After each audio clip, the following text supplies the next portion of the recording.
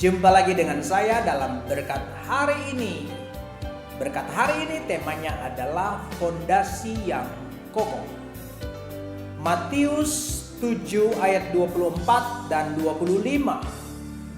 Setiap orang yang mendengar perkataanku ini dan melakukannya, ia sama dengan orang yang bijaksana yang mendirikan rumahnya di atas batu. Kemudian turunlah hujan dan datanglah banjir.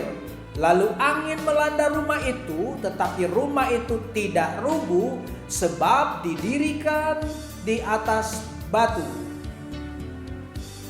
Saudaraku yang kekasih, fondasi adalah unsur yang paling penting dalam sebuah bangunan. Setiap orang pada umumnya akan membangun fondasi terlebih dahulu sebelum membangun sebuah bangunan. Fondasi yang dibangun dengan bahan yang kuat dan digali semakin dalam bukan saja akan menentukan apakah sebuah bangunan bisa tegak berdiri atau mudah roboh, tetapi juga seberapa tingginya bangunan tersebut dapat didirikan. Ada banyak contoh bangunan megah dan indah harus roboh karena tidak memiliki fondasi yang kokoh.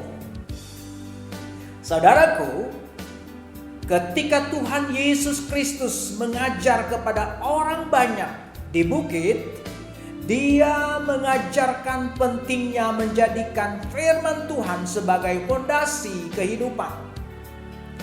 Ketika seseorang mendasari hidupnya di atas fondasi firman, maka masalah atau tantangan sebesar apapun tidak akan merobohkan orang tersebut. Sebaliknya, jika seseorang mendasari hidupnya di atas fondasi yang bersifat fana, seperti kepandaian, kekayaan, jabatan, dan lain-lain sebagainya, maka meskipun dari luar hidupnya kelihatan seperti bangunan yang megah dan kokoh, tetapi ketika ada goncangan datang, maka hidupnya mudah goyah dan bahkan roboh. Fondasi iman dibentuk dari ketaatan kita melakukan firman Tuhan. Satu ketaatan kita melakukan kehendak Tuhan seperti satu buah batu yang membangun fondasi hidup kita menjadi kokoh di dalam Tuhan.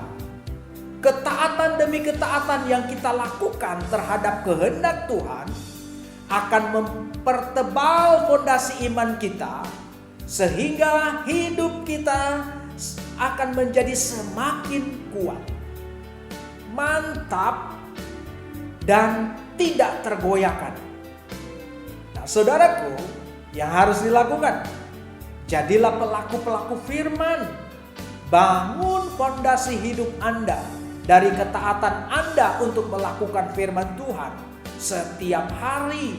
Sebagai hikmat hari ini,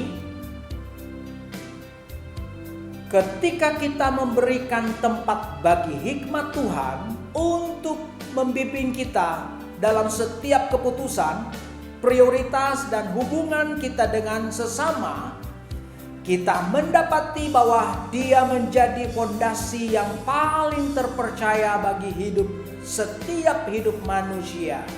Amin.